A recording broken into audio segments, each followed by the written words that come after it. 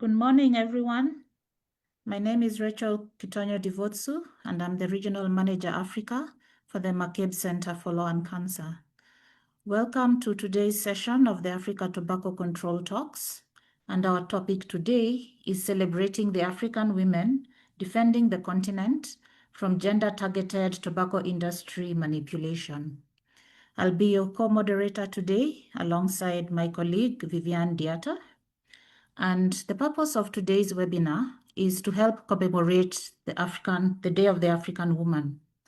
And so when we look at the topic of gender-targeted industry marketing and interference in Africa, we know that the tobacco industry targets the different genders differently. And so all the way from the advertising to the marketing techniques, there's a deliberate targeting of African women. We also know that in terms of the health impacts of tobacco production, the health impacts of tobacco and nicotine products, there are also different impacts on the different genders. However, we also know that there have been many African women who have been involved in tobacco control efforts on the continent. And so we want to be able to celebrate some of those eminent women. And so today we've got a very good lineup drawn across the different generations of African women involved in tobacco control. And we look forward to a very exciting webinar. I would like to welcome our first speaker, which is MS Komotso Kali from the Africa Tobacco Industry Monitoring Initiative, to give us some welcoming remarks. Welcome, Komotso. Thank you, Rachel. Good afternoon and good morning from wherever you're joining from. Distinguished speakers, honored guests, colleagues, friends, and partners. On behalf of the Africa Center for Tobacco Industry Monitoring and Policy Research, it is both an honor and a privilege to welcome you to today's webinar, co-hosted with the Africa Tobacco Control Alliance under the theme Celebrating Women in Tobacco Control, Defending the Continent from Tobacco Industry Manipulation. As Ms. Rachel has alluded, this timely conversation comes as we commemorate Africa's Women's Day, observed on the 31st of July. It provides an opportunity to recognize a group of women whose contribution often receive too little public attention, from scientists, policymakers, advocates, government officials, civil society leaders, and young champions who continue to stand at the forefront of protecting Africa from tobacco industry interference. We celebrate not only the remarkable achievement of these African women in tobacco control, but also their leadership, resilience, and unwavering commitment to protecting the health and well-being of our communities. While tobacco use among women and girls in sub-Saharan Africa has historically been lower than among men, this advantage is increasingly being under threat. The tobacco industry is deliberately reshaping its strategies by exploiting themes of empowerment, beauty, independence, and modernity to attract women and girls through digital platforms, influencer marketing, emerging nicotine and flavored products, and other sophisticated promotional approaches. These tactics threaten not only the health of women, but also decades of progress in gender equality and sustainable development. Yet this is not simply a story about vulnerability. It is equally a story of leadership.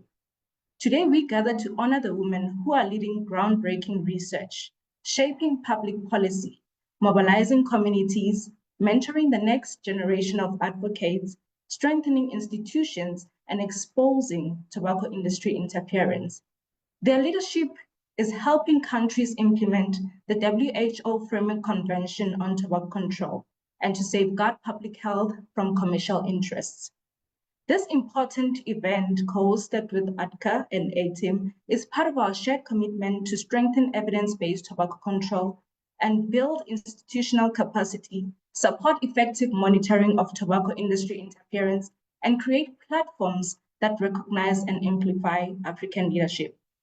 So as we begin today's conversation, we will hear from a remarkable lineup of speakers leading advocates, scientists, policymakers that are driving change that protect millions of lives across our continent.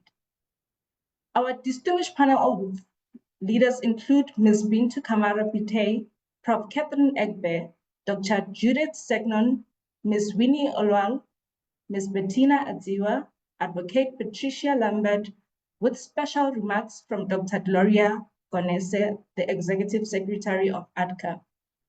These women amplify the courage, diverse expertise, and dedication required to confront an industry that has consistently sought to undermine public health measures through lobbying, litigation, misinformation, and the strategic targeting of vulnerable populations.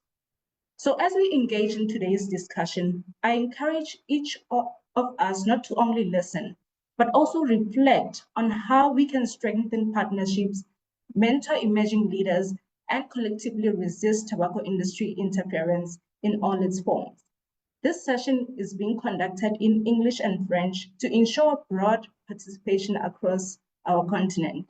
We welcome colleagues joining us via live stream on the ADCA Facebook page and encourage everyone to actively participate by sharing your thoughts, questions, and reflections during the sessions.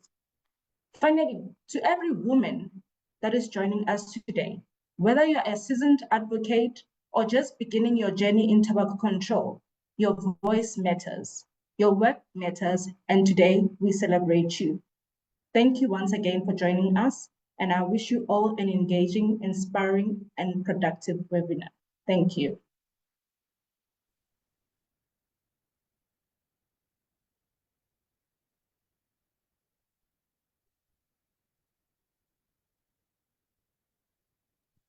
Viviane?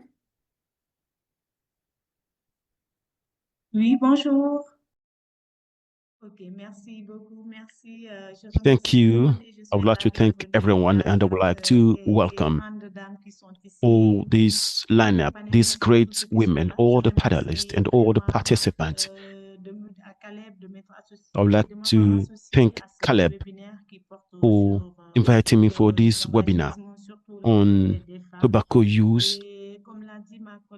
And like my colleague Rachel said, she introduced the session by talking about tobacco interference. And I think that the introductory remarks talk about tobacco interference here in Africa. So now let me give the floor to our panelist, Bintu Kamara, who is the deputy chair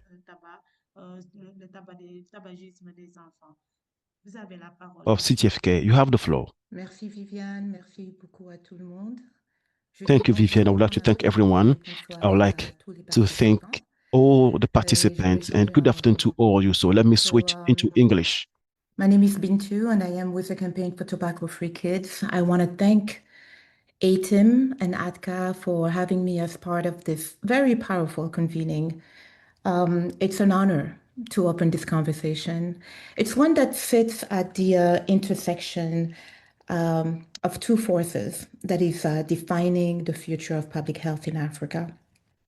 On one hand, it's the relentless aggression of the tobacco industry, and on the other, it's the resilience of African women. So I've decided today to start with one simple truth, and it's one that's known to all of us, and Rachel touched on this in her opening. The tobacco industry does not choose its targets by accident. So in the past, it once relied on billboards and cigarette packs to sell an idea of glamour. And nowadays, it just moved through Instagram Reels, TikTok influencers, or whatever other social media exists out there, so-called wellness campaigns that I've heard of in some of the countries. It's all engineered to make nicotine look like maturity, freedom, freshness, coolness. It has learned to speak the language of women's emancipation and our resilience, but also to weaponize it. On our continent in Africa, we are watching this playbook unfold in real time everywhere. And you also know as much as me that African women are not just a population that the tobacco industry just happened to notice. Women represent one of the continent's fastest growing forces for independence, for leadership, for ambition, public leadership. And the industry noticed that a long time ago. Whether it's through their e-cigarette, the sleek ones that are marketed as fashionable, or their corporate social responsibility programs that fund girls' education or women's entrepreneurship. It's never been a coincidence. It's never been a coincidence. It's always been a strategy that's been specifically engineered to soften its image. And Komodo, you also alluded to that. They aim to expand a customer base among girls and women at exactly the moment when smoking rates among African women remain comparatively low, which is exactly what the industry sees, not just as a public health success, but they see it as an untapped market share that they do not want to lose. Their manipulation does not only target women as consumers, it profits from them. This industry strategy may be called harm reduction. In my mind, I just call it harm seduction. So here's the second truth that I wanted to share, and it's one that this webinar exists to honor today. Wherever the tobacco industry has innovated its manipulation, African women have innovated their counteraction. And we see them here today. It's the African woman scientist generating the evidence that closes the industry's loopholes before they can be exploited. It's the African woman policymaker sitting in ministries and in negotiating rooms, translating the evidence into law and refusing to be moved by industry pressure like her peers do. It's the African woman youth leader meeting the industry on the very same digital platforms it thought it owned, rallying her friends and community to denounce the tactics on behalf of her and her friends and her community.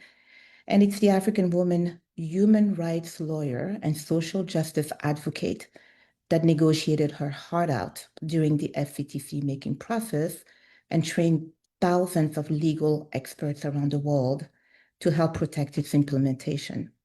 And you know them all. You know who I'm talking about. And the list goes on. Now, don't get me wrong. This is not a story of victims. It's a story of architects, women who are not simply protecting themselves and the world around them from an industry's tactics, but actively redesigning the continent's defenses against it. So what I wanted to leave you all today is three things. What does this moment demand of us for today and tomorrow and beyond? First, I think it demands that we name the tactic precisely. We cannot counter gender-targeted manipulation with gender-neutral policy.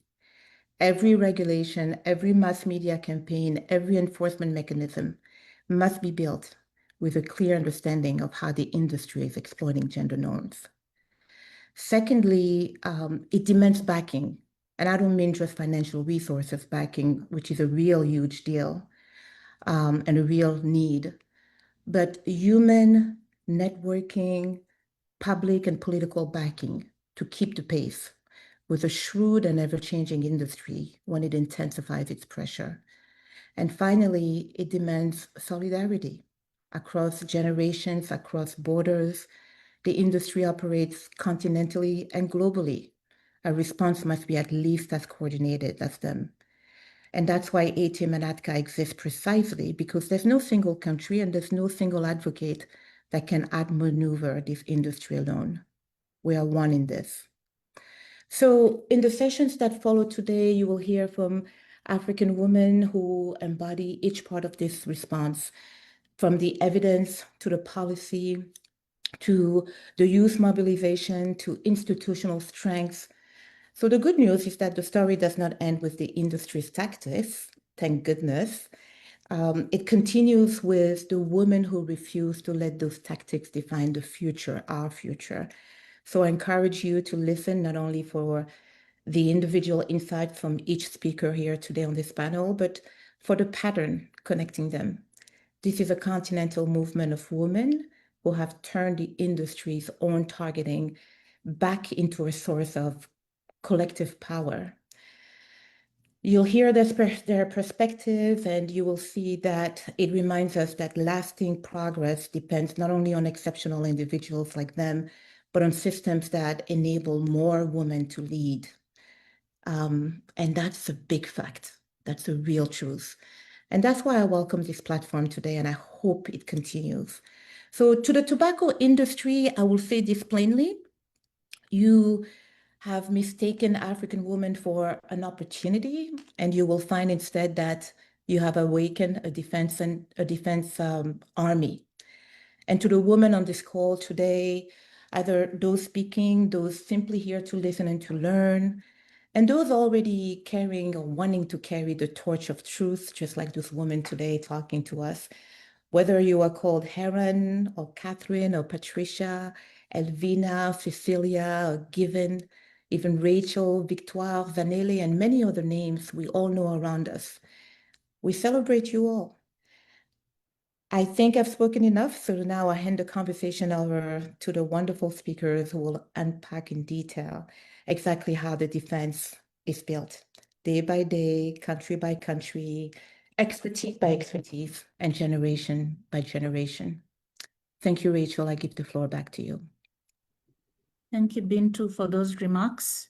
And as you could see Bintu mentioning names, the full generation of African women in tobacco control is here, all the way from the 90s with Patricia Lambert to the young people that WIACT is bringing into the movement today. And so we can celebrate both depth in terms of generations and even in terms of content. If you could just put in the chat your name, which organization you represent, and where you're joining us from today, it would be great so that we can know who's with us today. And as the speakers are talking, if you could think about your questions, you could also start popping them in the chat. And you could either indicate who the question is targeted to, or if it's a general question, again, you can put it there. So I'd like to welcome our next speaker, which is Professor Catherine Egbe. She's a Chief Specialist Scientist at the South African Medical Research Council, and she'll be speaking to us about industry interference in public health policy and how manipulation undermines evidence-based policymaking and disproportionately affects women. Welcome, Professor Egbe. Thank you so much, Rachel, and it's a great pleasure to be here. I am honored to be invited to grace this very important event, and I'm almost tempted to use Philip Morris's "You've come a long way, baby." For those of you who have been in tobacco control for a long time, you would know about the Virginia Slims advert by Philip Morris in the 1960s, where they were trying to get women who at that time were not really, were really essentially stigmatized for smoking. And they had this slogan, "You've come a long way, baby." Unfortunately, they were using it to lure women to start smoking. But today, I'm using it to remind us that we've come a long way. So in talking about industry interference in public policy and how manipulation undermines evidence-based policy and disproportionately affects women, you would start by, first of all, disentangling what the manipulation we are talking about is. So when we refer to the manipulation of public policy, we're talking about how the industry intentionally changes the narrative when they are discussing the policy that would impact on the rates of smoking, access to tobacco products, and of course, the new ones we are having now, the nicotine products, and as well as how these products are perceived in the society. Because we know that with laws that are effective, what happens is that there is a denormalization of some of these habits that we've seen. So where there is no law, it is seen as normal. And so the manipulation starts from where, or the impact of the manipulation starts from where it prevents laws from being passed, and then it makes people think that the habit or the behavior is normal, and the products are things that people should be happy to use, or shouldn't feel ashamed to use. Of course, we do not want to use stigmatization as our main means of getting people to stop smoking or not to initiate smoking, but it's very important for us to understand that one of the reasons why there is low smoking rates in Africa and even among women around the world is stigmatization. At the beginning, we found that men usually regarded smoking as a man's thing, as a masculine thing. And when women smoked, they shamed them. They kind of told them that you do not have, in fact, they told them that you do not have what it takes to handle a cigarette. Imagine being told you do not have what it takes to handle a stick of cigarette. And that, of course, was trying to put women down, to make them feel that they are less of men, and to imagine them being that power being equated to the inability to handle a stick of cigarette was kind of insultive. So you can imagine when the women liberation movement started, when women started fighting for their rights and gaining some of these rights that that were not there initially. One of the things that they wanted to do was to show that they could handle the cigarette, and so we found that women started smoking more, and the industry lashed on it. The industry started using slogans like what I started with: "You've come a long way, baby. You've been fighting. You've been doing this. You've been pushing, and you hear this is liberating." And so they started making them think that smoking was good. Smoking was good for them. It was showing them that they could handle cigarettes like men. They could smoke like men. And of course, I call that a Trojan horse, because you are selling the message using the wrong vehicle. You are selling the message of liberation using the wrong vehicle. Why is it a wrong vehicle? Let's go on to talk about the consequences of women smoking. We know that most of the families that we know today, that we have today, the role of women cannot be overemphasized. If a woman is sick in the family, the whole family is sick. If a man is sick, the woman is the caregiver. She takes care of the man and takes care of the kids. But if the woman is sick, the whole family is sick. Sometimes even the children and the husband or the man in the house, they cannot even find everyday, utensils that they use in the house. So you can imagine if a woman who is supposed to be taking care of the family is the one that is suffering from tobacco-related diseases. That is just to talk about the health impact of women being smoking and coming down with tobacco-related disease is just one of them, because we know that apart from the impact of the disease on the what do you call it, the quality of life of the woman, there is also the likelihood that that person could pass on. And if the woman passes on, imagine the chaos that it causes in the home. Now let's talk about the finances in the home. When in many instances you hear men saying their wives are the managers of the resources of the home, or the women of the family are the ones who know how to manage the resources so that it can go around to the different needs of the family.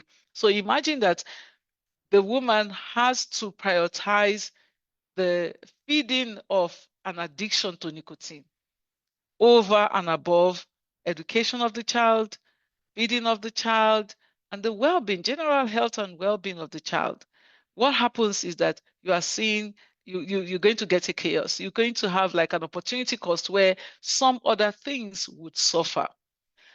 But let's talk about when the woman is not smoking, but is having a husband that smokes, or a father that smokes, or a brother that smokes. We know generally in the world, even though more and more women are smoking, we still have a disproportionate prevalence of smoking higher in men than women.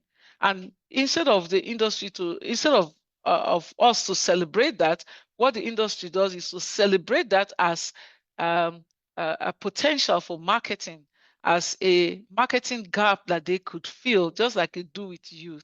So let's talk about when the man smokes, or when the husband smokes, when the brother smokes.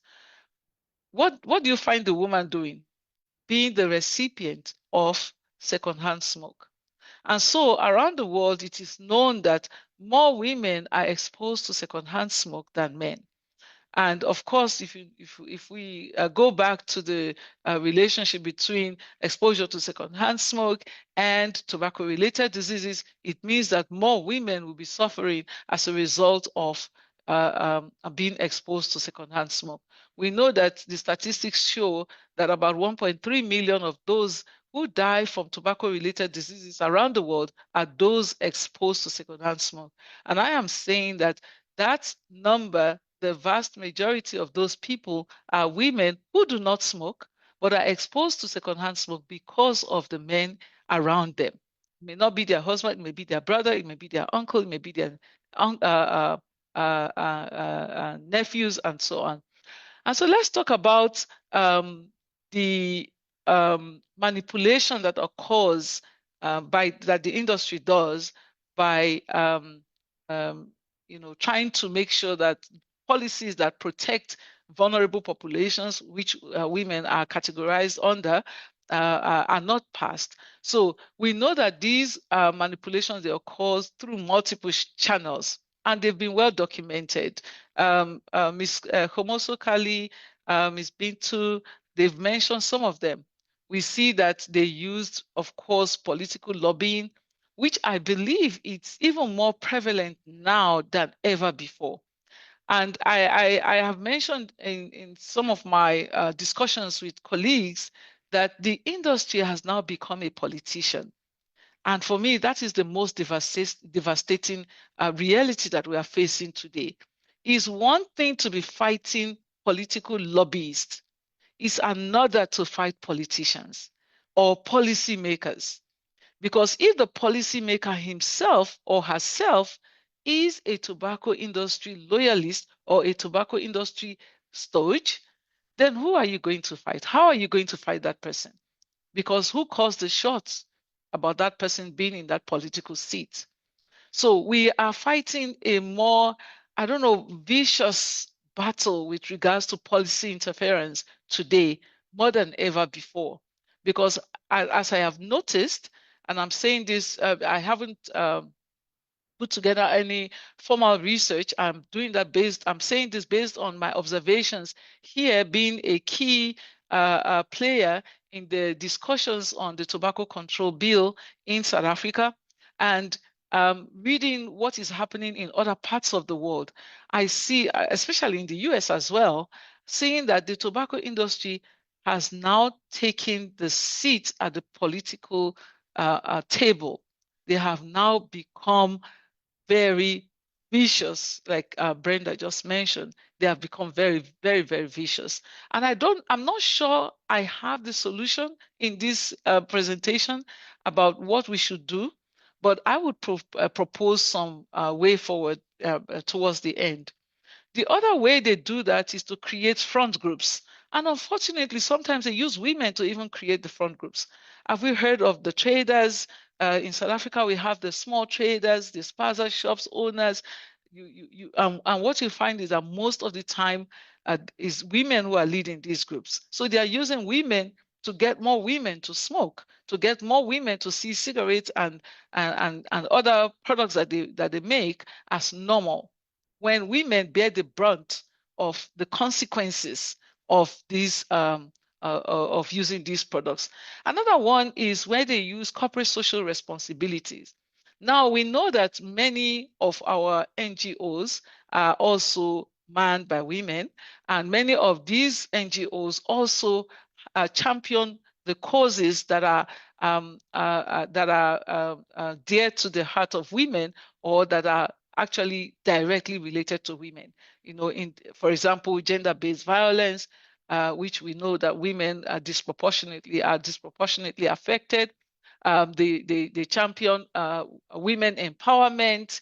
They champion child education, things like that, that women are very much concerned with. And so these corporate social responsibilities are what you find. Of course, there's also the scholarship, awarding scholarships to children. Like I mentioned, when a woman is managing the children, of course, the education is also a key issue that they worry about, especially low-income earners. And so what do you find? The industry brings these gifts, Trojan horses, having, carrying these products as the hidden gifts that they are giving to you. They are giving you maybe money, but in addition to that money is the publicity that your organization gives them. In addition to that money is the credibility that your organization gives them. In addition to that money is the normalization of their products that your association with them gives them. And so that manipulation is really strategically placed so that women and even men would not see that these products that these companies are producing are actually harming them in the long run. Another one they do is using media campaigns, using influencers, social media influencers, social media campaigns, and even now social media ads on YouTube, on Instagram, on Twitter. What you find is that when you're when they notice that you are interested in anything that has to do with their products, or you are trying to find out information about it, what happens? The algorithm starts targeting you. Of course, we know that historically, the industry also directly targets women, children, minority groups. And so now what they do is with the social media, because of course, most of these direct advertisements have been banned in most parts of the world. What is now happening is a redirection of that initial targeting that we know is well documented using the tobacco industry documents that we do research on. It's now being retargeting of people using social media. And of course, the other things I mentioned, which is the corporate social responsibility and so on. There's also the exaggeration of the economic benefits. Women, of course, most of the time earn less than men. Unfortunately, women many women are, I don't want to say most, I'll say many women, but if I say most, I'm sure I wouldn't be wrong. But since I'm not relying on statistics, so I'm going to say many women earn less around the world. You would find them more in the low socioeconomic status. And so what then happens when people tell you that, oh, if our products are banned, we are not going to be able to provide these huge sums of money to your government. And then they begin to panic. Or we are going to, if our products are banned, you would not be able to sell the little things that you sell around the corners of the streets to make money to feed your children. Or if our products are banned, this particular industry will retrench so many people that your brothers, your husbands will lose their jobs. And so they begin to panic. For us, of course, that is economic manipulation. And then there is the discrediting of the science. Even though we're talking about, how this relates to women, we must remember that the science has been what has pushed the industry, has cornered the industry, if I may use that word, because initially the industry never agreed that their products were poisonous. They never agreed that their products were killing so many people. But when the science evidence was released and was so strong that they could not deny it, they then started saying, okay, we know it kills, but we are also advising people not to use. We are also trying to find a solution to the problem by producing these new products. And what are they doing with these new products? Of course, they're targeting women again. And so you see that the industry has not repented. It hasn't changed its tactics. It has only re-engineered it, made it more sleek, made it more acceptable to the people that they are targeting. Because when you see the advertisement that are being put out there for e-cigarettes, for nicotine pouches, you then ask yourself, is this a feminine product?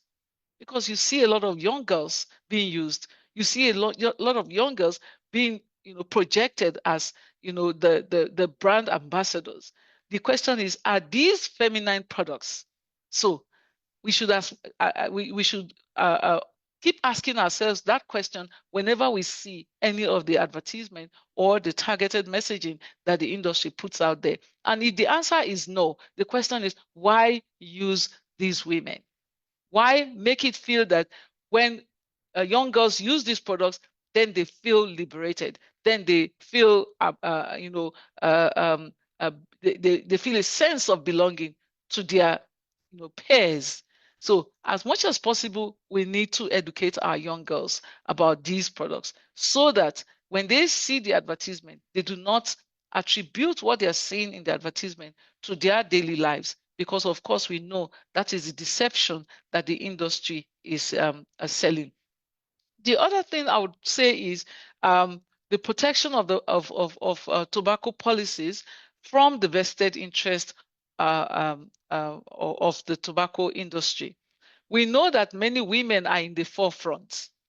As we have seen today, Ms. Komoso Kali rightly mentioned some of them. I'm sure many of them are not here. Some of them have gone before us, like I can't remember her name, the very eminent lady from Uganda. I can't remember her name. I'm so sorry about that. But if anyone should remember it, please put it on the chat, who died some years ago. Many women have been in the forefront of pushing for tobacco control in the continent. And I believe that if we are to tell the story of the success of tobacco control in Africa, we cannot but mention the women. We cannot but mention those who have sacrificed, their time, their resources, and sometimes even their lives, for the cause. And we continue to celebrate them. I see her name is Dr. Stella. I wish the other name is there. Sheila, Dr. Sheila. Yes, it's Sheila Nyanabangi. May her soul rest in perfect peace. We remember her today because I was always inspired by her whenever I heard her speak. And so we should remember that as much as possible, we have continued to fight the vested interest of the tobacco industry on tobacco control policies in the African continent. And we should continue to do so. And for the young ones that are coming before us, they should be able to have role models that are showing them how the fight is done, and that we do not give up until the fight is completed. And since the fight is continuing, we will continue to fight. Because at the end of the day, when women are targeted as consumers, but excluded from policy making, what happens? Industry profits, they rise, and health inequalities, they deepen. You then find that the family becomes disconnected, it becomes chaos, and then there is Sorry, also Professor that. Patrick, Yeah. 1 minute, please. Yeah, 1 minute. I'm rounding up. So thank you so much. And I would just want to round up by saying that at the end of the day, we should not forget that whatever seed we sow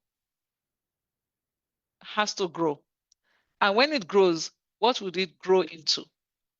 That's what I want to leave us with. Whatever seeds we sow would grow. When it grows, what will it grow into?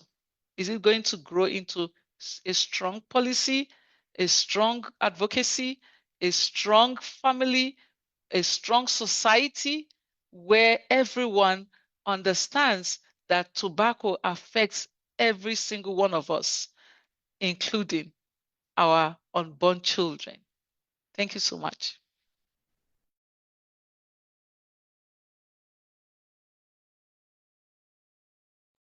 Viviane, s'il vous plaît. Merci beaucoup, professeur Catherine, pour ce brillant exposé. Thank you, Prof. Catherine, for this brilliant presentation. Now let's give the floor to Dr. Julius Senior. Dr. Senior Judith is the focal person of tobacco control in the Ministry of Health from Benin. So you have the floor, Dr. Senior. Merci, Madame Viviane. Thank you, Madam Viviane. Je remercie Atka I would like to thank de Atka m'avoir and associé à A-Team ce webinaire. for inviting me Je to join salue this tous les webinar. I would participants. also like to Mesdames et messieurs, greet all the participants, chers ladies collègues, and gentlemen, dear entre colleagues. 2006 et 2011, Between Benin a 2006 and dépensé en 2011, moyenne Benin 1 spent milliard 200 an millions average par 1.2 an pour billion les every évacuations year sanitaires for health liées à des evacuations maladies dont related to disease, including l'origine ou le principal facteur de risque est le tabac. or Sur which cette même is related to période, tobacco use. le Over this same period, Benin a collecté les frais d'importation sur les produits du tabac qui imposed avoisine 72 millions de taxes, francs CFA and the total chaque année. Je peux vous amount dire que ce collected is chiffre about n'est pas une 62 million abstraction every year. statistique.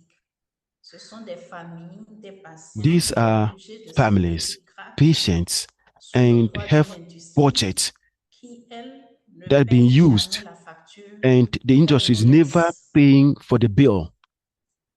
Voilà pourquoi je m'adresse à So that's vous why aujourd'hui. this Le afternoon Bénin, à I'm making this l'instar des presentation. autres États de la Benin sous-région et du monde, a ratifié et signé la has Convention cadre. ratified and signed Et the 12 ans Framework après, le Convention, pays s'est and doté d'un 12 years instrument later, juridique the country plus solide, adopted c'est la a more loi strong 2017-27 qui law a été promulguée le 2017 18 that was décembre 2017.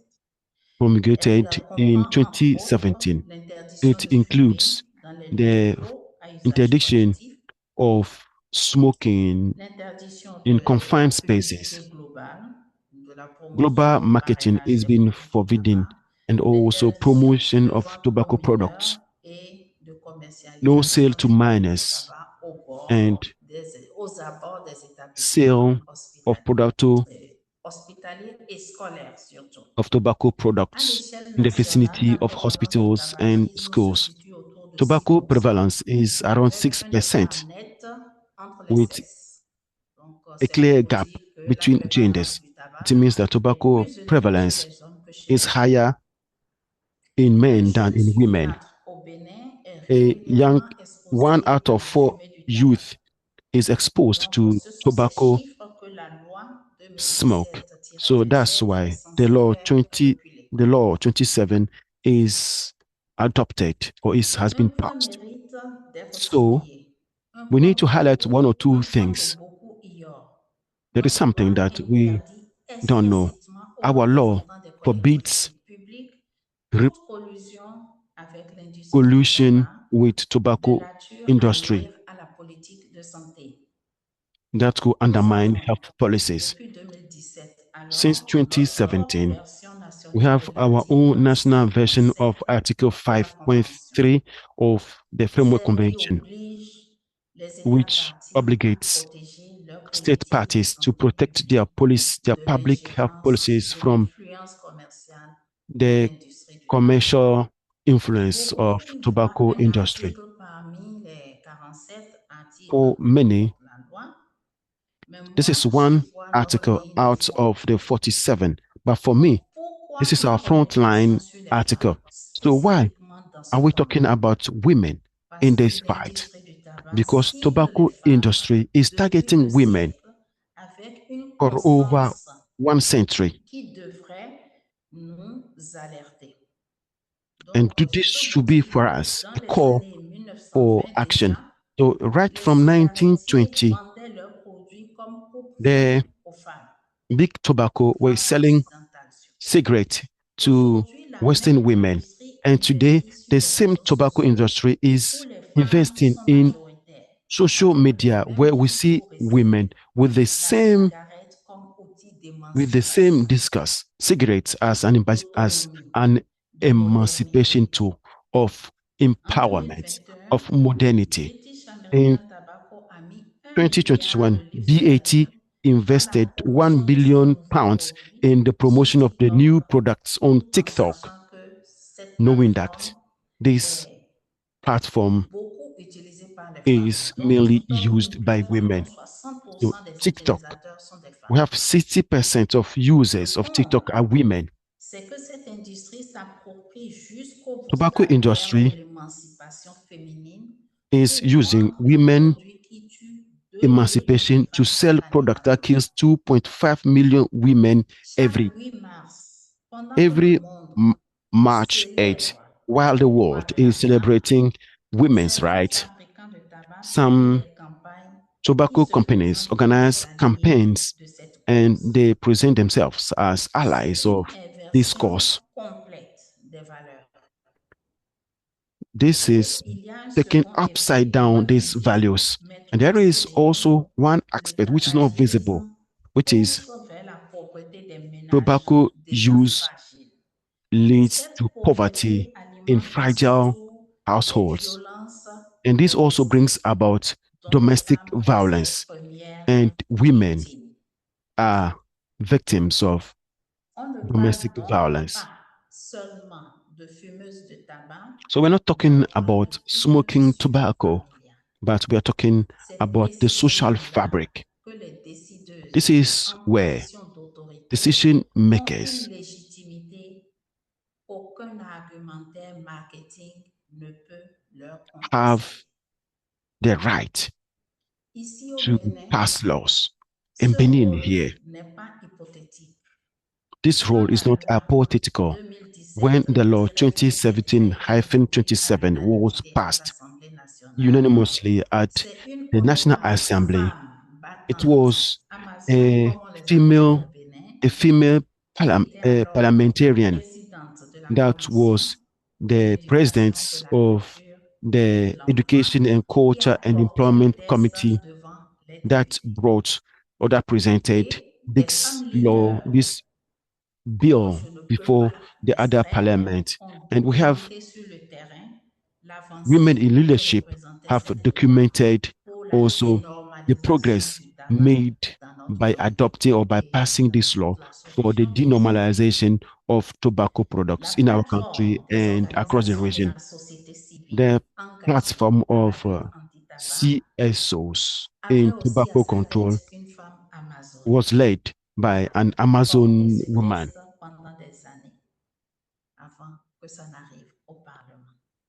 She Donc was ces also at the femmes front n'ont line pas attendu for une the passing invitation of pour this law. So agir. these women did not wait for an Et je invitation to crois act. profondément And I que c'est en deeply partie believe that parce qu'elles occupaient is des because postes de they décision were in qu'un leadership texte de loi positions a fini par that devenir une this réalité draft administrative. bill has become a law.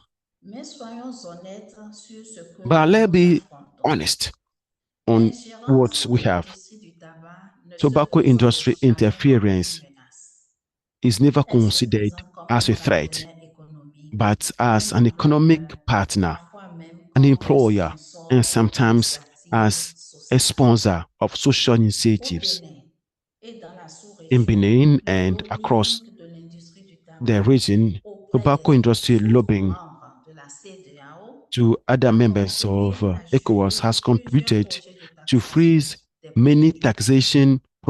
many taxation projects of Ailleurs tobacco sur le products. continent, l'industrie s'appuie sur des accords commerciaux internationaux, comme l'accord général sur les tarifs douaniers, pour like the ralentir General Agreement l'application des on taxes politiques anti-tabac. to slow down the enforcement of tobacco control policies. L'indice mondial de l'interférence The de Global l'industrie Index du of tabac, publié Tobacco en Industry 2023, est Interference that sans was published appel. in Sur 2023 les pays was very évalués, clear on a 43 ont country's vu leur score se assess. dégrader d'une 43 édition had à l'autre, their score that contre was seulement negatively 29 affected qui ont vu against des scores 29 en that had amélioration. the score Donc that la was pression improved. ne That recule means pas, that the elle se pressure is réinvente. there, the pressure is being Alors, que faire reinvented. concrètement So, how depuis do we le do? poste de décision? Since our decision making position, how Faire should we vivre do? l'article 5.3 qui Article protège nos 5.3 politiques de that l'industrie, protects our policies of enseignant the de industry voter sur not les papiers. only on Cela veut dire des adopting the codes de laws, conduite but implementing clairs them, pour les code agents of publics, conduct for public officials, exclusion of representatives that have affiliation to tobacco industry, and also total transparency on meetings between administration and tobacco La manufacturers. transparence coûte peu et dérange beaucoup Transparency ceux qui préfèrent costs agir less, dans l'ombre. but those who want to be in the Construire une darkness solidarité don't like régionale transparency. entre Regional décideuses de la solidarity CEDEAO between women ouvre decision makers of l'opening ECOWAS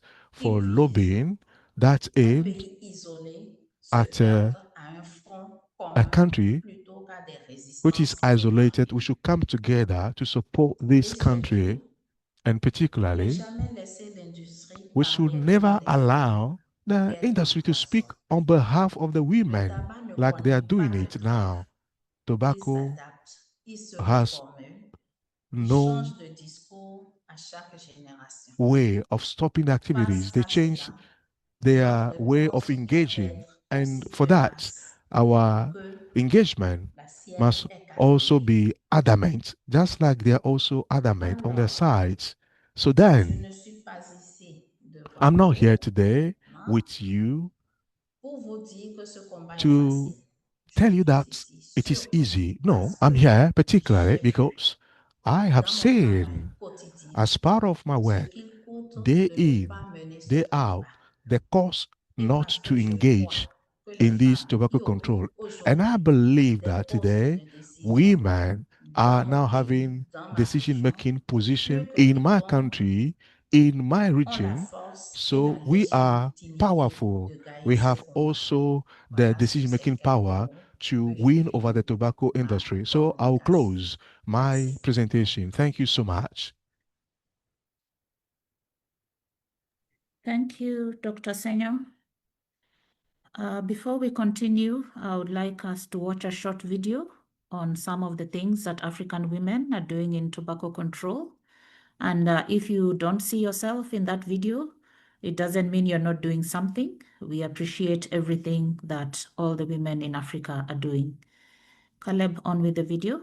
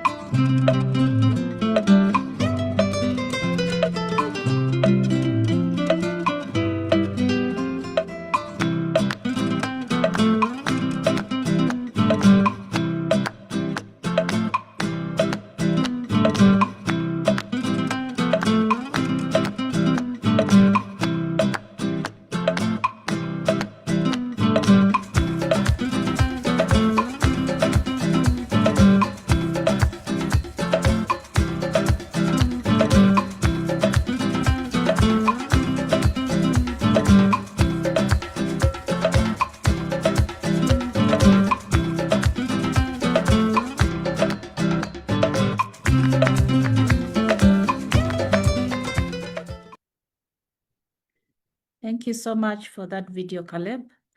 I think a lot of us were dancing to the music or tapping our feet at the very least. And I think you can see the beauty, the depth, the geographical spread of the female tobacco control movement in Africa. And so thank you very much for that video. I would like to welcome our next speaker, Winnie Olwal, Acting Director, Youth in Action. And she'll be talking to us about building youth-led synergy that challenges harmful narratives and mobilizes communities. Welcome, Winnie. Thank you so much, Rachel, and thank you so much to the A team and ATCA for putting together this wonderful webinar. So I'll be sharing my screen.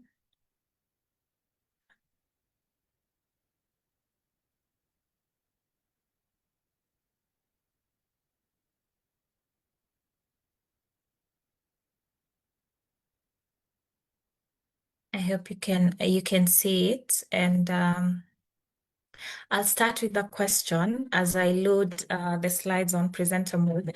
I'll start with the question that you are seeing on the screen. Who is shaping her feet? And I'd want us to just think about this. Who is shaping every woman's feet or every young person's feet? Whenever you go online, whenever you open your social media channels, what do you see? The photo you're seeing on the right may not outrightly tell you that this is an advertisement or it is a content sponsored by the tobacco industry, because more often than not, the messaging from the industry in some cases may not be direct. They hide their messaging, they hide whatever they want to pass to us as young people, and they package it in a way that if you're not keen enough, you may not know really what they are saying. And the industry has been packaging their messaging in a way that feels personal to us as women and also as young people. They present it as beauty, hence you'll see very beautiful designs, for instance, of novel products. They come in very fancy packaging, very fancy and modern designs, because they want you to feel like this product is so personal to you. It is so aspirational. It is beautiful. It is cool to have. Another thing that they sell to us is freedom. You have a choice, you have an option, you can choose what you want. If you don't use the traditional cigarettes, they give you options. You can have nicotine pouches, you can have the vapes, you can have velos, you can have shisha. What they're not telling us is how harmful these things are to us as young people and as women. They package freedom, they package beauty, and they want to give you, to make you feel like you have a sense of belonging. They also want to show us that the industry is evolving. It's no longer about the traditional cigarettes. They have cool products. They have new products. They are showing modernity. As a young person, you may feel uncomfortable using the traditional cigarettes, but here comes the industry with vapes, with pouches, flavored vapes, watermelon, mint, chocolate flavors, to show you that they're evolving, they're responding to your needs. It's less harmful, it's innovative. But what they're forgetting to tell you is the same thing, that these products are very harmful to us. The narrative is the same, the business model is the same. They want to manipulate us to make us feel like these products are less harmful, they are safe, we can relate to them, we'll feel modern, we'll have a sense of belonging, we'll have freedom to make personal choices on which products to buy. But all these are detrimental to our health. They are affecting our health. We can get cardiovascular diseases. We can get lung cancers. And this is what the industry is not telling us. They are packaging beauty, freedom, and modernity to make us feel like these products are okay to use. They are cool to have. And the question you may be asking yourself here is, what can we do? We are young people. We are close to these tactics. And as Bintu said when she was starting, she said that today's webinar is not of victims. It's not a sorry webinar. We are close to the industry tactics, yes, but we're also close to the solutions. And what can we do? We can spot these emerging trends. We can spot the coded messages in our social media platforms that the industry is using to target us. Then we need to name them, we need to shame them, we need to come out and explain, oh, this lifestyle influencer that you're following online, showing you daily lifestyle content, and in between, she puffs a vape or two, could be sponsored by the industry. Anybody else may see it as a normal message, normal lifestyle influencer content, but probably these influencers are working with the industry. As a layman person, you just assume that, okay, maybe using the vape is okay. It's just lifestyle content, nothing big about it. But the industry is pushing their narrative. The industry is passing their messaging.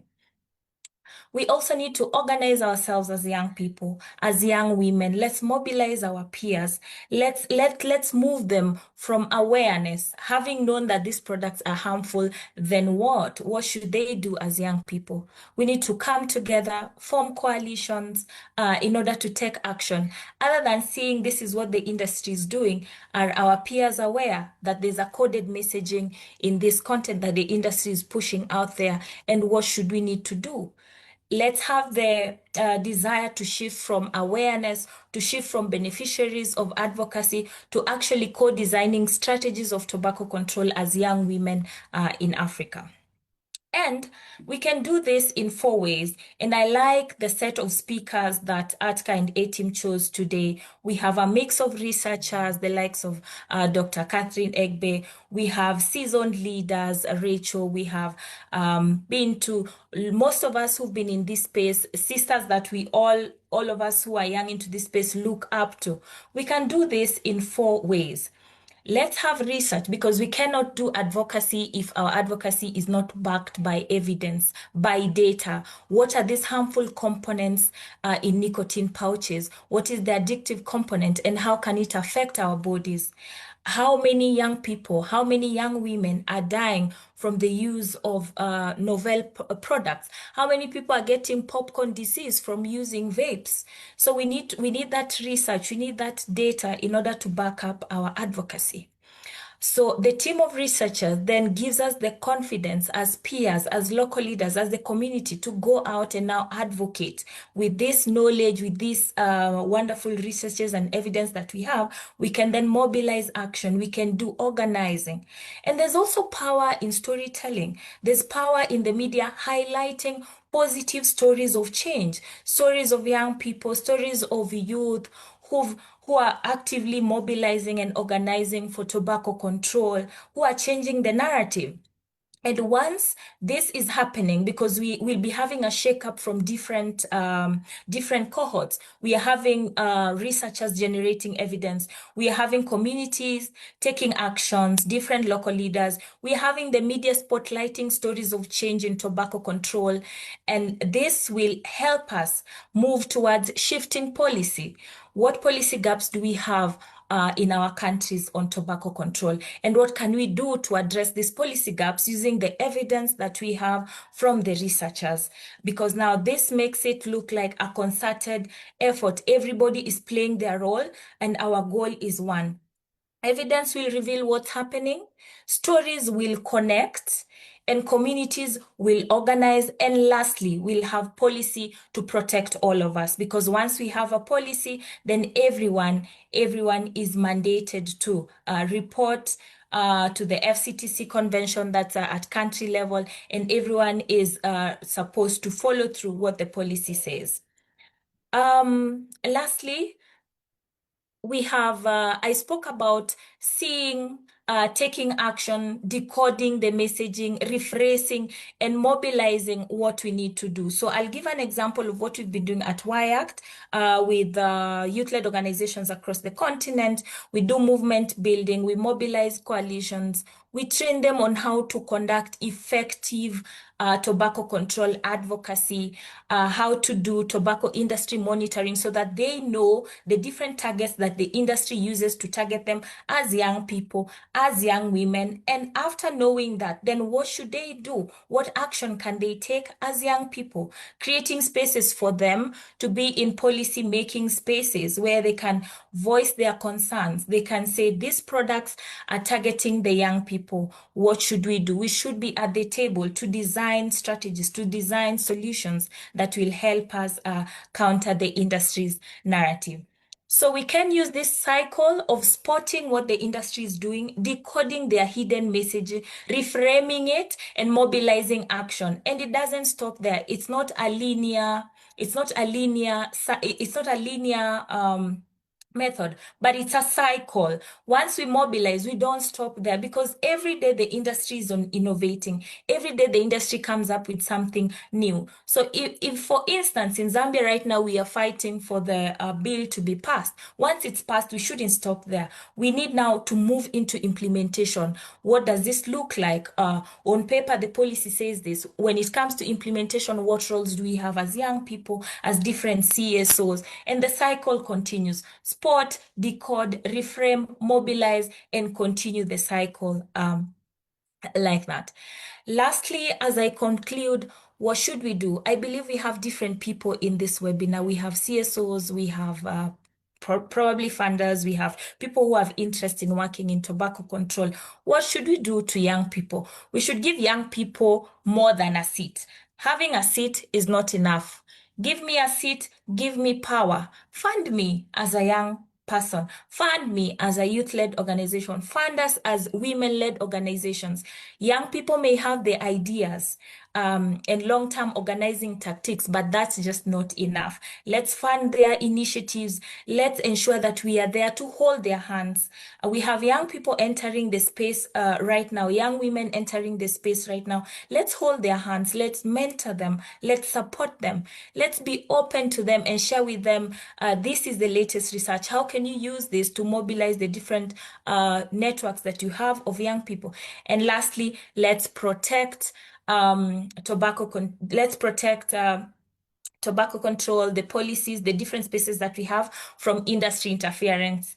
The industry is very active. They know all of us. They look for us everywhere, including on LinkedIn. They track what we do, and they know that we are countering their narratives. We are fighting against them. So let's also protect ourselves, even as we work in this difficult space of tobacco control, because at the end of it, we'll find a light at the end of the tunnel. When we have positive policies protecting public health, when you have policies and tobacco-free spaces, and many countries passing the WHO FCTC framework, that will be a win not only for us as young women and as young people, but a win for all of us and a win for public health.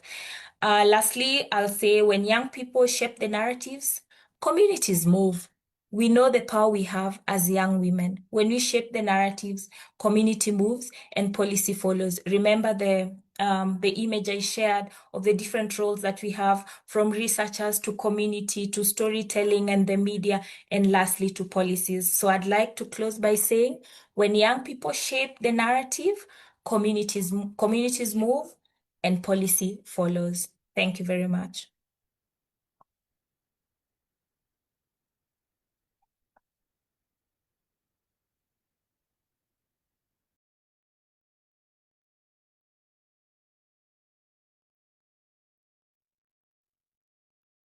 Merci beaucoup. Merci à toi, Winnie, pour cette brillante Thank you, exposition. Winnie, for this brilliant Nous allons presentation. maintenant donner la parole à Now let's Patricia give the floor Lambert. to Patricia Lambert. Est Patricia consultante Lambert is internationale en matière international de consultant in tobacco control, au conseil d'administration de ACTA. and Vous she's avez a la parole. member of the ATCA board. You have the floor, Madam Patricia Lambert. Thank you very much. And thank you to ADCA and to ATIM for organizing this very important webinar. I have been listening to the speakers with great interest. And unfortunately, I wasn't nimble enough to write it all down. But instead of starting with the quotation that I had intended to start with, I'm going to quote, to the best of my ability, the previous speaker. I have been inspired by her presentation today, and I have also, as somebody who has been in tobacco control for 35, 40 years, I think that it is one of the most hopeful messages that I have had as a tobacco control leader, because the leadership is no longer in hands like mine. It is in hands like Winnie's and other youth leaders. Winnie said, and this is the quotation I couldn't quite finish writing down, when young people shape the narrative, and that's as far as I got. But what I was hearing in my head was, when young people shape the narrative and work together to raise awareness to the content of that narrative, policy follows, law follows. It is a heartening message because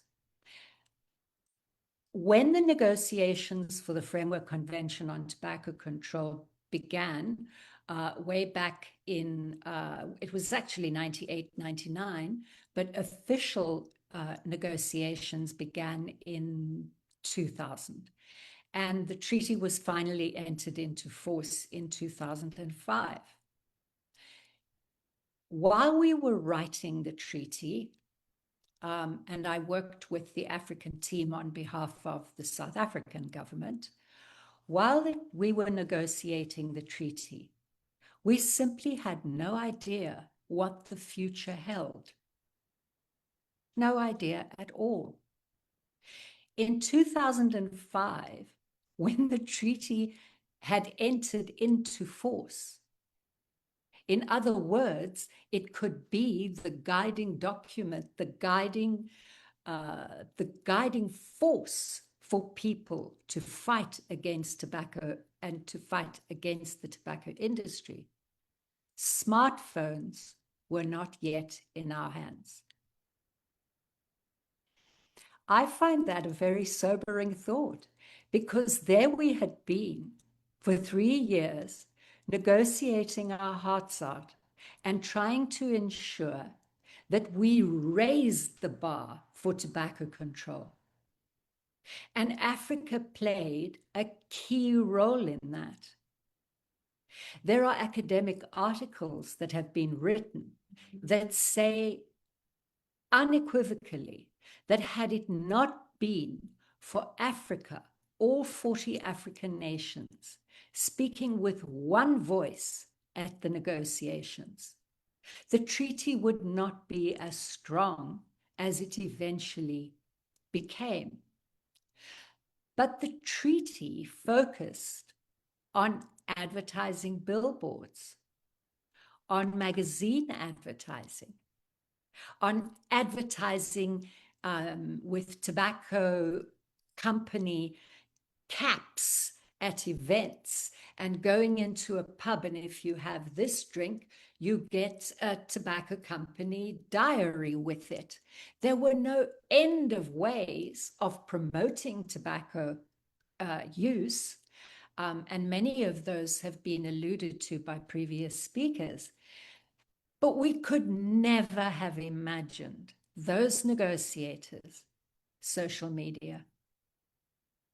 We simply had no idea what was coming down the pike. And smartphones and media sites, websites have completely changed how the tobacco industry gets its message out there. And that is not directly contained in the WHO FCTC, but it is indirectly contained through the clause on advertising, promotion, and sponsorship. So even though the ball has moved so much more forward, and even though the ball has moved so much more forward, there is a real momentum now among the youth who understand the social media far better than I do, who can manipulate it in ways that I can't conceive of. You have those tools in your hand. And if Winnie is anything to go by, you have powerful leadership, you have focused leadership, you have well-informed leadership, and you have leadership that is working together with people who have tobacco control experience that as young people you might not have. And my message to young people is that doesn't matter. You are there in the tobacco control movement, and I speak particularly of young women in the tobacco control movement, to put together your knowledge of what is driving the increase in tobacco use, vaping, pouches, etc., so tobacco and nicotine. You are there to marry that with the experience of people who have gone before you in Africa. Africa has always had leadership in tobacco control. It developed the treaty by raising the bar when countries like the United States of America, huge countries, China, Germany, powerful countries in Europe, France, were all trying to dilute the treaty, to make it something that it would not be possible to take off and run with the tobacco control measures that were needed to bring down tobacco and nicotine use in countries. Africa spoke with one voice. And that's not easy. As somebody who's worked in the political sphere, to get 40 countries to agree on one speaker at a negotiating meeting, not to interrupt, not to add additional voices, but to speak with that one powerful voice from negotiating meeting to negotiating meeting. That's how we got the tobacco control treaty that we did. Is the FCTC perfect? Absolutely not. As a negotiator, I wish with all my heart that it were, but it isn't. Nonetheless, it is the founding document. And from a legal perspective, the FCTC is absolutely crucial to tobacco control because it sets a minimum standard that is contained in the words of the treaty itself. It sets a minimum standard, and governments are encouraged to go beyond what exists in the Framework Convention on Tobacco Control, take it further based on ongoing research, and you have heard from researchers this morning, on ongoing observation of what is actually happening in each of your countries, how the tobacco industry is connecting with people, how the tobacco industry is, in particular, connecting with young people. As highly as I can speak of the WHO FCTC and the enormous good that it can do in the world, I was struck earlier on by a comment. Oh, I didn't get the name. It was our first speaker, and I do apologize that I cannot use your name. Spoke of the way that the tobacco industry is now also directly involved in policymaking. It always was, but it has new strength and new focus and many new tools to do what it wants to do. If we know social media, no, I'm going to rephrase that because I just don't. But if young people and people who are still in their professional lives know how to read social media, know what the messages are coming across, they will know also how to counter them. And that is a really important part of tobacco control in this day and age.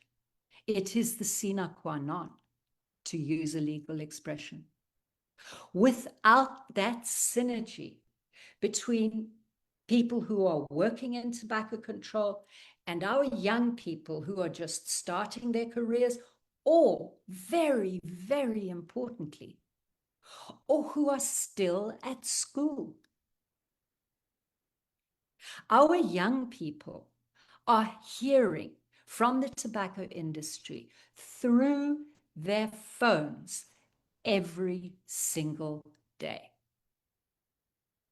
Just imagine the messages that are being built up in those children's minds. That it's glamorous to smoke, that it gives women power to use vapes. You've seen the advertising, you know what is going on. So we need that synergy between older people and younger people to work hand in hand to move tobacco control forward, to consider each other equals in our own spheres of experience, and to harness that energy to move tobacco control forward. Africa has the greatest number of young people in the world. We have tremendous youth, an explosion of young people.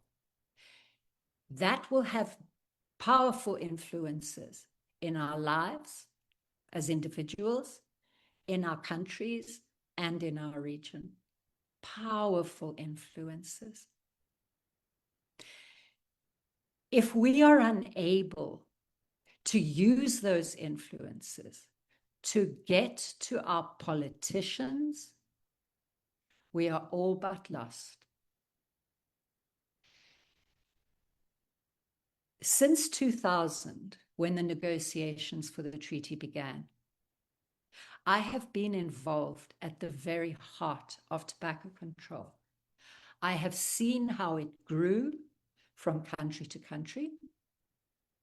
I have seen how we in Africa, who met for 2 hours every morning before the negotiations began, and for 2 hours after the negotiations had ended, to ensure that all of the African delegates were understanding what they had heard on the negotiating floor that day, were able to sort out what we agreed with and what we did not agree with, and then to seek to find strategies that we would be able to use in the negotiating room to steer the discussions in our way, the way we saw tobacco control evolving.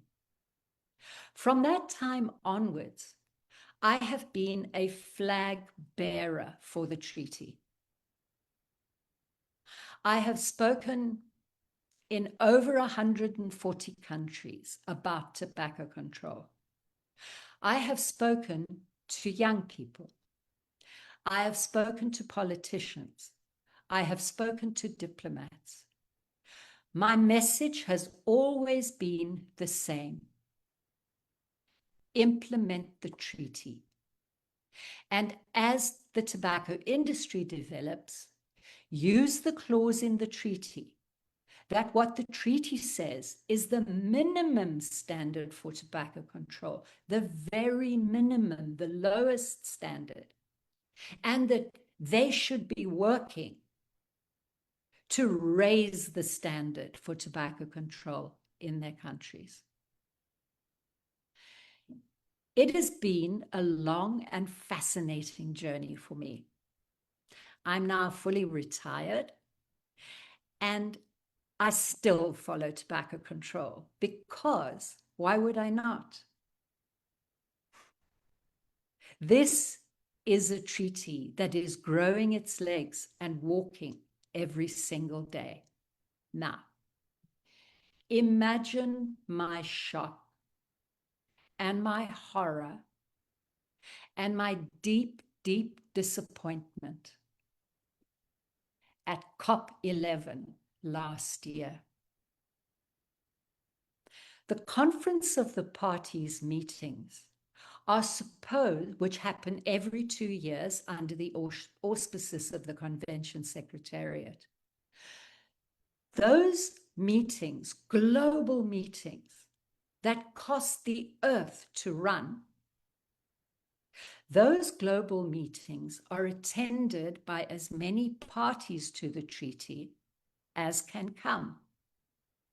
They are intended to look back for the past 2 years and see what has been done by the parties to the treaty to advance tobacco control. And they are also to look forward to the next 2 years to make sure that when the parties meet again and look backwards, there are real advances and that the tobacco industry is losing ground. That's the intention. The actuality was very different. I was present for the entire meeting, and day by day, I grew more and more unhappy. One of the greatest causes of my unhappiness was hearing the tobacco industry speak as if it were a party to the treaty through the mouths of African governments. I was shocked. I was absolutely shocked. It is clear to me now that not all, but a number of African governments have let the tobacco industry into the room where we are discussing tobacco control. They're in the room. They're trying to help set the policy. They are fighting other governments who are trying to put the policy forward. So we have a switch around. From 2000 to 2003, Africa fought for the strongest measures to go into the treaty. In 2025, just last year, there were African governments speaking from the floor, fighting good policy. As a consequence, COP11 cannot chalk up, in my eyes at least, any remarkable successes. Any remarkable successes. There may have been a little policy shift here and there, but with the tobacco industry in the room, governments that allow industry representation on their delegations, and governments that take money from the tobacco industry, no matter how well-intentioned that money may be, they have broken Article 5.3. Article 5.3 says that we must act to protect public policy, health policy, from influence by the tobacco industry and its cohorts. That's what Article 5.3 was created for. Every single country that has ratified or agreed to be bound by the treaty is bound by Article 5.3. So what is happening here? What is wrong with this picture? You have the fox looking after the chickens. And we all know how that ends. A great many feathers on the ground and no more chickens. If I am sounding very heavy, I mean to be heavy. Because what happened at COP11 was shocking.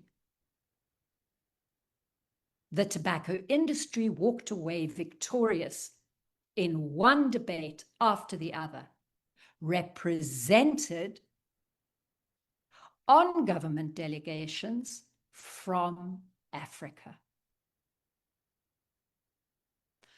COP12 takes place next year. I'm suggesting that we focus on COP12 and see what we can do in our individual countries, in our regions, and then globally at the parties, the Conference of the Parties itself. What can we do now, starting on the 6th of August, 2026, to make absolutely sure that COP12 does not suffer the fate that COP11 faced. As a South African, Sorry, Patricia, 1 minute, 1 minute more. Rachel, it grieves me that my own country simply can't get a tobacco control bill passed because the South African government is taking money from the tobacco industry. It is forbidden by Article 5.3. So how do we move forward? How do we move forward? We harness our energies as women and as leaders, and we focus forward with positive energy to ensure that we protect the treaty and that we put our government's feet to the fire and call them, name them and shame them in social media and in all the other powerful tools that we have. Work together, side by side, across African countries to bring this about. And I will conclude with this. In South Africa, the 9th of August, in other words, 3 days away, is known as Women's Day, and it's a public holiday. And it commemorates the very brave women who fought the apartheid regime in a number of different ways. But eventually, they marched on the union buildings to hand a petition to the apartheid regime. And they developed a song to accompany their marching. The song had this line in it, and I share it with you today, especially the young people, so that you may use it for the future. And the line is, you have struck the women, you have struck a rock. You have struck the women, you have struck a rock. Let those of us gathered today work synergistically to make sure that our rock is as hard can be. Thank you for your attention. Thank you, Patricia, for the walk down memory lane, but also for the challenge about what we are facing with industry interference at the COP. I would like to welcome Bettina Edziwa. She's the head of special programs at the African Capacity Building Foundation, to talk to us about institutional capacity for gender responsive tobacco control. Bettina, you have the floor. Thank you very much, Rachel. Thank you very much, ATCA and the team, for this critical platform that you've provided for us today. Sorry. Tobacco control is not only a public health issue, but it is also fundamentally a governance, leadership, and institutional capacity issue. We have realized that tobacco use amongst women in Africa is comparatively low vis-a-vis the male counterpart. But however, the industry is fast growing its market to the African market, more so due to population growth, urbanization, and the purchasing power. We have also observed that, and record is that women and girls are increasingly being targeted because of gender-specific advertising, because of emerging nicotine products, because of corporate social responsibility, as well as the marketing gimmicks of the tobacco industry. That is making tobacco use more of empowerment, independence, and modern lifestyles. Statistically, we can see that women or girls' smoking prevalence is lower vis-a-vis the male counterpart. I think Dr. Catherine and Winnie alluded to that.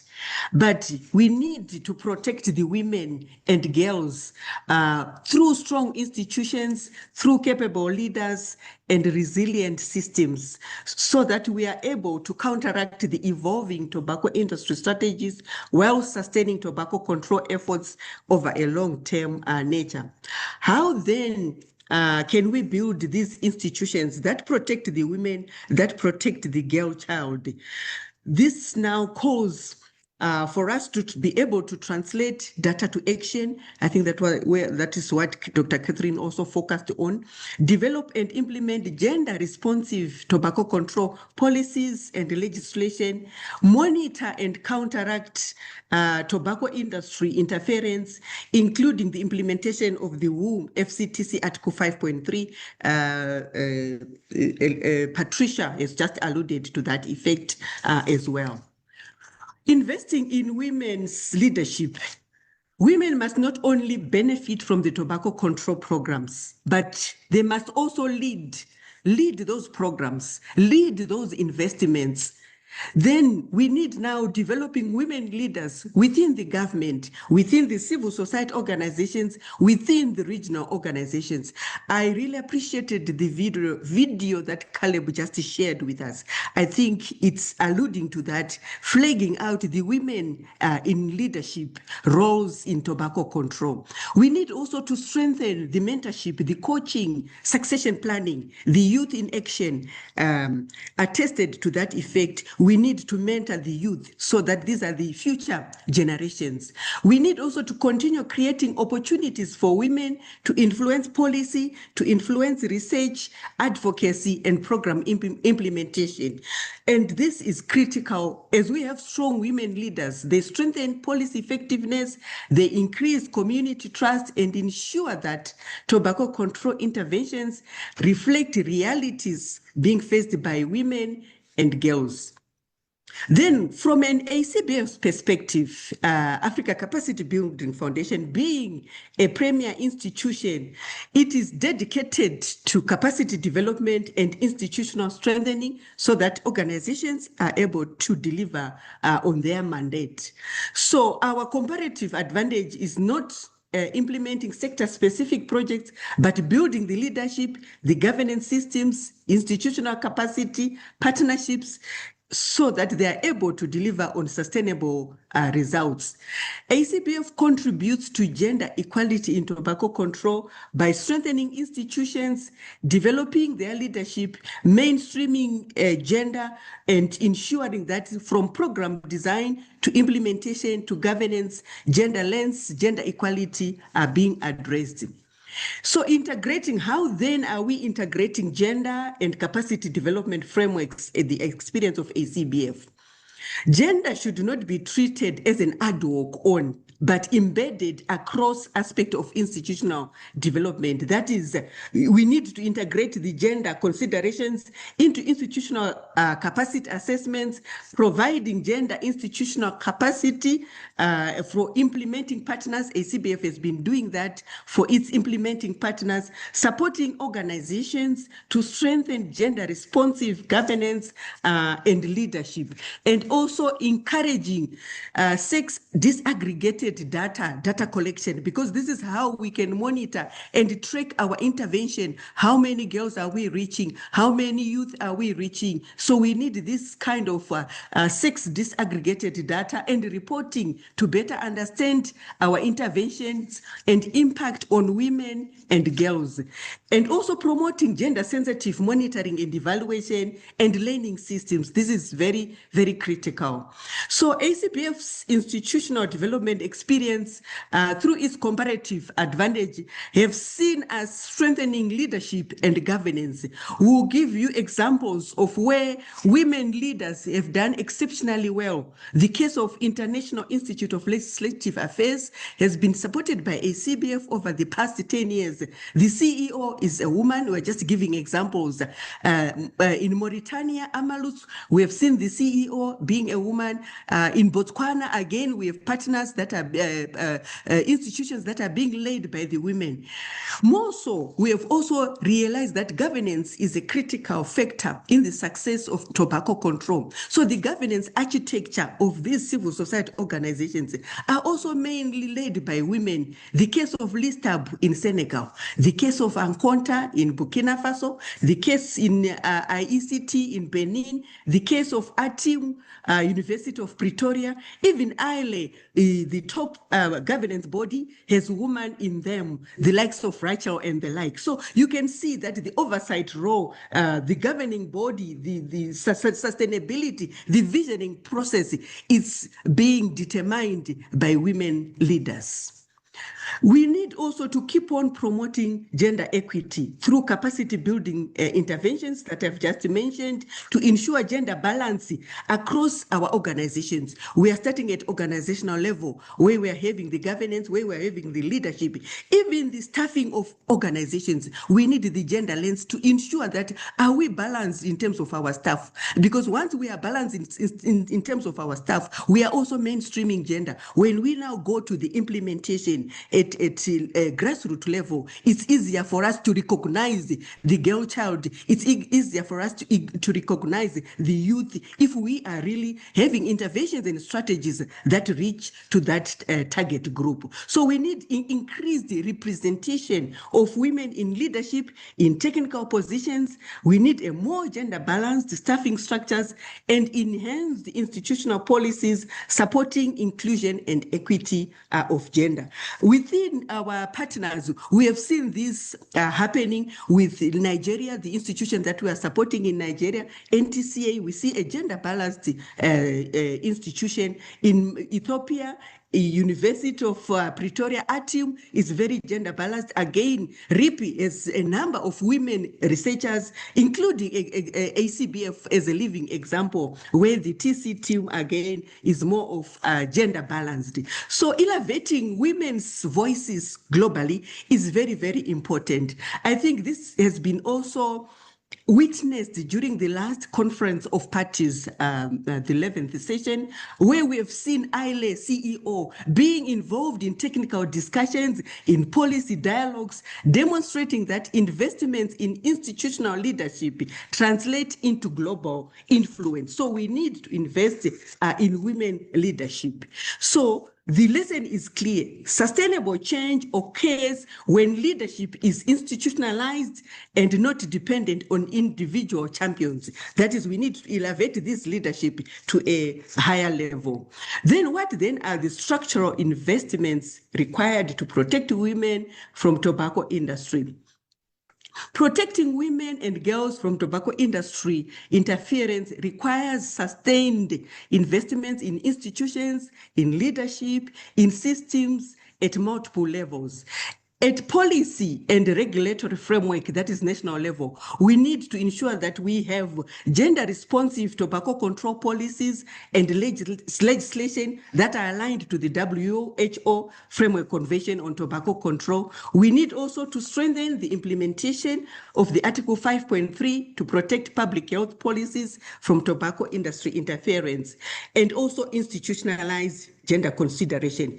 At organizational level, continuous investment in capacity development is very critical. ACBF has also been producing or supporting the production of mass tobacco control advocacy in tobacco industry and monitoring and countering through our partnership with ATIM. I think we all know Prof. Lekane's program across Africa in conjunction with ATCA, what they are doing in terms of strengthening the competencies, the skills, the knowledge in tobacco industry monitoring, and creating national level teams to counteract the tactics and the influence of the industry. So this kind of mentorship is very, very important for the youth, for the researchers, for the advocacy, and also reaching out to the policymakers. So with our team, with our partnership with our team, we have seen more than 200 tobacco control advocates being reached.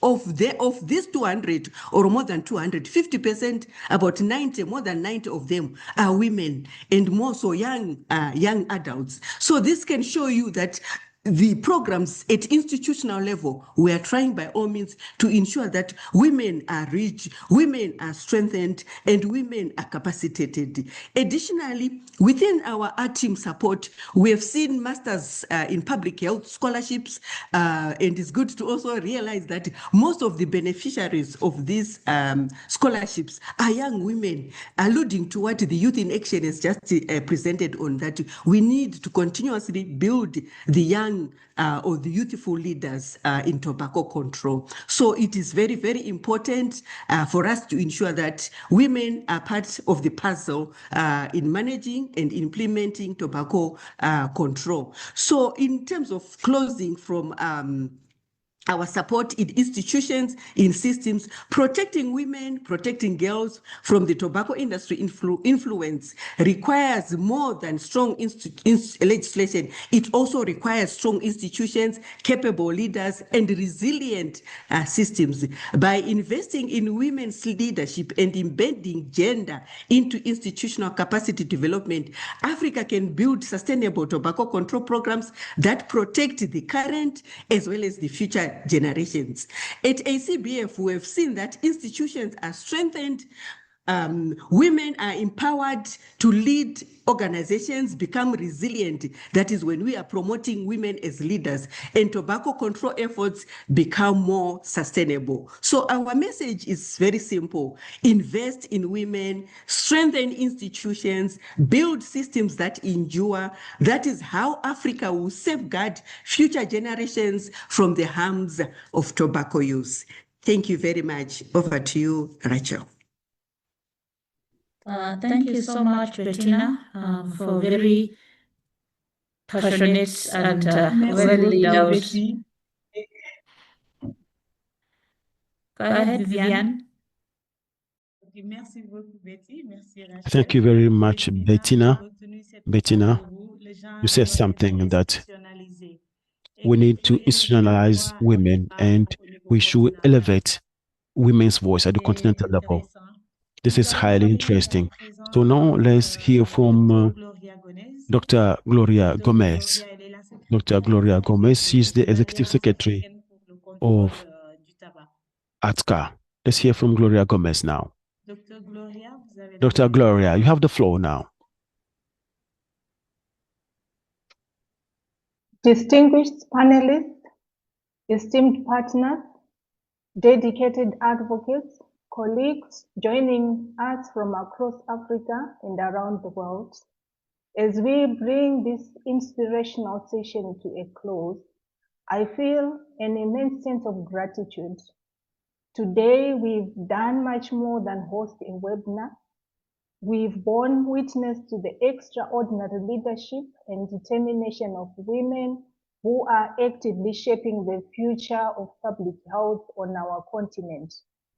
On behalf of African Tobacco Control Alliance and Africa Center for Tobacco Industry Monitoring and Policy, I want to express my deepest appreciation to our resource persons for their exceptional sessions. Thank you for sharing your time, your rich expertise, and your lived experiences.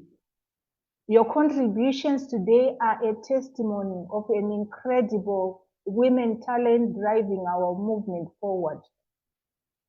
For far too long, the pivotal role of women in tobacco control, whether conducting groundbreaking research, mobilizing grassroots communities, or negotiating tough policy measures, has not received the visibility it deserves. Over the past few years, African Tobacco Control Alliance has proudly brought these efforts to the spotlight. We are ensuring that women are not merely participating in the tobacco control fight in Africa. They are indeed leading, defining priorities, and driving its successes. We know that the tobacco industry operates with relentless aggression, continually targeting our youth, exploiting policy loopholes, and attempting to undermine public health across our nation. Yet, time and again, female leaders have stood up as a strong force against these tactics. However, recognition alone is not enough.